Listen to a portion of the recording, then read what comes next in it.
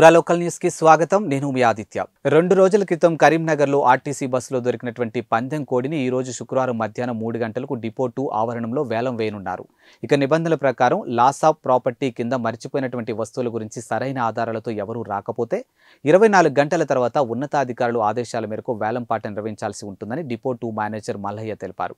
పందెం కోడి కోసం నిన్నటి వరకు ఎవరూ రాకపోవడంతో శుక్రవారం వేలం వేస్తున్నట్లు ఆయన పేర్కొన్నారు. ఈ ఘటన నేపథ్యంలో కరీంనగర్ బస్టాండ్లో దొరికినటువంటి పందెం కోడి నాదేనంటూ నెల్లూరు జిల్లాకు చెందినటువంటి వల్లపు మహేందర్ ఓ వీడియో ద్వారా తన ఆవేదన వ్యక్తం చేశాడు. దయచేసి పందెం కోడి వేలం ఆపాలని ఆర్టీసీ అధికారులను బాధితులు వేడుకుంటున్నాడు. దీనికి స్పందించినటువంటి ఆర్టీసీ అధికారులు పందెం కోడి వేలాన్ని ఆపేది లేదని కరీంనగర్ ఆర్టీసీ 2 డిపో మేనేజర్ చెప్తున్నారు. అన్న, నా పేరు మహేష్. మా సొంతూరు కావలి, ఆంధ్ర, నెల్లూరు జిల్లా.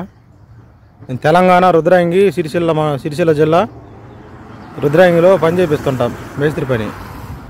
పోయిన సోమవారం రోజు ఆంధ్ర కొత్తమని బస్సులో వస్తున్నప్పుడు ఈ కోడి ఒకటి నిద్రమంకులు బస్సులో మర్చిపోయి ఇంకా దిగేసినాను. తర్వాత బస్సు కోసం లింగిన బస్సు కనపల్లా. ఇప్పుడు యూట్యూబ్లలో వాటర్లో వస్తుంది. కోడి నాదేనన్న. దాని ఫోటోలు వీడియోలు మొత్తం నా దగ్గర ఉండి అది కోడి నాదేనన్న. ఎవరికి బాగా వేలం పట్టాపండి. అది కోడి నాదే. దాని ఆధారాలు మొత్తం నా దగ్గర ఉండే. ఆ బస్ టికెట్ ఆ ఫోటో కూడా ఉంది నా దగ్గరే అన్న.